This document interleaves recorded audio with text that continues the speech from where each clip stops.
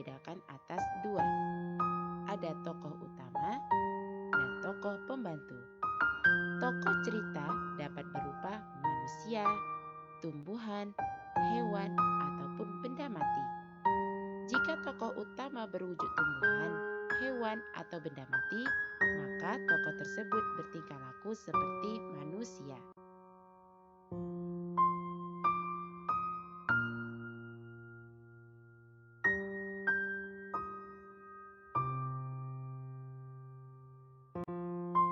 Selanjutnya, memberikan pendapat terhadap perilaku tokoh dari cerita yang kita baca. Lakukan cara berikut ini untuk memberikan pendapat terhadap perilaku tokoh. Yang pertama, membaca sesama jalan sebuah cerita tersebut. Yang kedua, memperhatikan perkataan dan perbuatan tokoh tersebut. Dan yang ketiga, memperhatikan gambaran lingkungan kehidupan tokoh tersebut. Kita bisa memberikan pendapat tentang sikap tokoh pada sebuah cerita. Saat memberikan pendapat, kita harus memperhatikan hal-hal di bawah ini. Hal-hal yang harus diperhatikan saat berkomentar. Yang pertama, komentar disampaikan dengan bahasa yang sopan. Kedua, komentar disampaikan dengan jelas. Ketiga, komentar disampaikan dengan alasan yang logis. Keempat, tidak menyinggung perasaan orang lain. Nah, teman-teman, selanjutnya bacalah cerita tentang semut dan belalang berikut ini. Nah, teman-teman bisa lihat di buku tematik tema 4 halaman 24. Nah, sudah baca anak-anak Ustazah?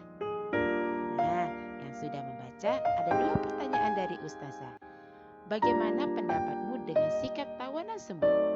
Nah, yang sudah baca tadi pasti tahu, semut itu sangat rajin, bekerja keras dalam mengumpulkan makanan. Nah, bagaimana pendapatmu dengan sikap belalang? Belalang itu sikapnya tidak mau bekerja atau bermalas-malasan. Nah, dari 2 pendapat tadi, mana sikap yang patut kita contoh? Nah, tentu kita mencontoh sikap si semut, karena semut orangnya rajin dan bekerja keras. Jadi, cerita ini mencontohkan kepada kita bahwa akibatnya seseorang yang tidak mau bekerja. Nah, semoga kita bisa mengambil hikmah dari cerita semut dan belalang. Dalam memberikan pendapat tentang inti sebuah cerita, langkah-langkah memberikan pendapat dalam cerita. Yang pertama, bacalah cerita dengan cermat. Yang kedua, carilah paragraf yang memuat permasalahan. Yang ketiga, carilah penyebab awal munculnya permasalahan tersebut. Yang keempat, cari juga bagaimana permasalahan itu bisa diselesaikan. Nah, menurut teman-teman tadi, apa penyebab permasalahan pada cerita semut dan belalang? Nah, tadi kan sudah baca teman-teman. Si semut tetap semangat untuk bekerja mengumpulkan makanan walaupun dalam musim panas dan dingin. Sedangkan belalang, dia mengajak si semut untuk santai bermalas-malasan, sehingga saat musim dingin belalang tidak ada cadangan makanan dan akhirnya dia sedih. Lalu bagaimana kita dalam menyelesaikan masalah itu agar terselesaikan? Nah, si semut ternyata datang memberikan makanan ke belalang. Dan sejak itu, belalang menjadi sadar untuk bekerja lebih rajin untuk mengumpulkan makanan seperti si semut. Nah, selanjutnya kita akan membahas tentang kegiatan ekonomi. Kegiatan ekonomi, ada yang tahu anak-anak Ustazah? Ya, kegiatan ekonomi adalah kegiatan sehari-hari yang dilakukan seseorang untuk memenuhi keperluan hidupnya. Kegiatan ekonomi penduduk di Indonesia tidaklah sama. Kegiatan ekonomi penduduk dipengaruhi oleh keadaan lingkungan setempat, terutama keadaan alamnya. Kebutuhan sehari-hari harus terpenuhi dengan mengandalkan kekayaan alam yang tersedia. Setiap orang memiliki berbagai macam kebutuhan, baik kebutuhan pokok maupun kebutuhan tambahan. Untuk mencukupi kebutuhannya, manusia melakukan kegiatan ekonomi seperti bekerja, berdagang sesuai dengan keterampilan yang dimiliki. Dalam melaksanakan kegiatan ekonomi, manusia dapat melakukannya secara perorangan ataupun kelompok. Nah, kegiatan Kegiatan ekonomi di Indonesia berdasarkan wilayah dibagi menjadi dua jenis. Yang pertama, kegiatan ekonomi daratan. Misalnya kegiatannya pertanian, perkebunan, peternakan, dan pertambangan. Dan yang kedua, kegiatan ekonomi yang di perairan, seperti perikanan, wisata air, dan penghasil garam. Nah, berikut ada beberapa gambar dan teman-teman bisa melihat kegiatan ekonomi yang berdasarkan wilayah, baik yang daratan ataupun perairan.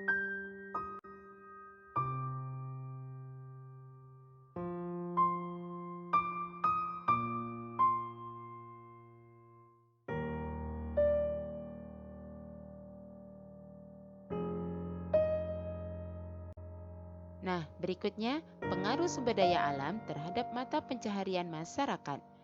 Contoh mata pencaharian yang berdasarkan sumber daya alam. Yang pertama, pantai. Penduduk yang tinggal di tepi pantai biasanya memanfaati laut untuk diambil hasilnya. Mereka bekerja sebagai nelayan. Selain itu, pantai merupakan berfungsi untuk tempat wisata. Adapun mata pencaharian di pantai adalah petani garam, nelayan, penjual ikan, petambak hasil ikan, dan juga ada pembudidayaan rumput laut. Nah, yang kedua contohnya dataran rendah. Pada umumnya, penduduk yang tinggal di daerah dataran rendah bermata pencaharian sebagai petani. Mereka mengolah sawah untuk ditanami padi dan mengolah ladang yang ditanami jagung ataupun ketela. Mata pencahariannya contohnya adalah petani berladang. Yang ketiga, dataran tinggi. Penduduk di daerah dataran tinggi juga banyak yang hidup sebagai petani dengan memanfaatkan tanahnya untuk usaha perkebunan. Contoh mata pencaharian di dataran tinggi adalah pekebun dan peternak. Berikutnya kita akan membahas jenis pekerjaan dan kegiatannya. Nah, anak-anak ustazah, jenis pekerjaan yang ada di sekitar kita dan kegiatannya itu begitu banyak. Dan banyak kita temui di sekitar kita. Nah, berikut ustazah akan memberikan contoh pada tabel berikut ini, jenis pekerjaan dan kegiatannya. Yang pertama, contohnya jenis pekerjaan pertanian. Kegiatan dari pertanian adalah menanam padi, menanam sayuran, dan juga bisa menanam buah-buahan, serta yang lainnya. Yang kedua, jenis pekerjaan yang pekerjanya kantoran. Kegiatannya mengerjakan tugas sesuai perintah atasan ataupun bos. Berikutnya, jenis pekerjaan seorang guru. Kegiatan seorang guru itu adalah mengajarkan, mendidik, membimbing, dan lain sebagainya. Nah, berikut ada beberapa gambar sesuai dengan pekerjaannya. Ada yang pertanian, pekerjaan kantoran, guru, dan lain sebagainya. Nah, teman-teman bisa memberikan contoh-contoh jenis pekerjaan beserta kegiatan ekonominya pada tugas yang akan Ustazah berikan berikut ini. Baiklah anak-anak Ustazah, selesai untuk pembahasan materi kita kali ini.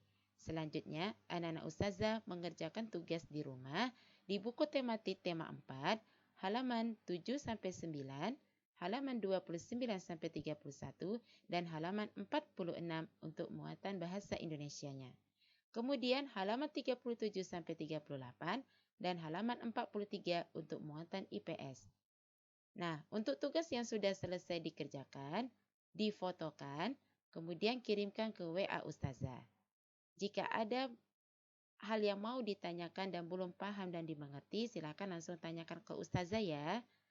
Baiklah teman-teman, semangat mengerjakan tugasnya. Alhamdulillah, selesai untuk pembelajaran kita hari ini. Terima kasih untuk semangat anak-anak Ustazah semuanya dan ayah bunda yang sudah menampingi Ananda untuk pembelajaran hari ini. Baiklah, mari kita tutup pembelajaran kita hari ini dengan membaca hamdalah, alhamdulillahirabbil alamin, dan doa penutup majelis. Subhanakallahumma wa bihamdika asyhadu an la ilaha illa anta astaghfiruka wa atubu ilaih.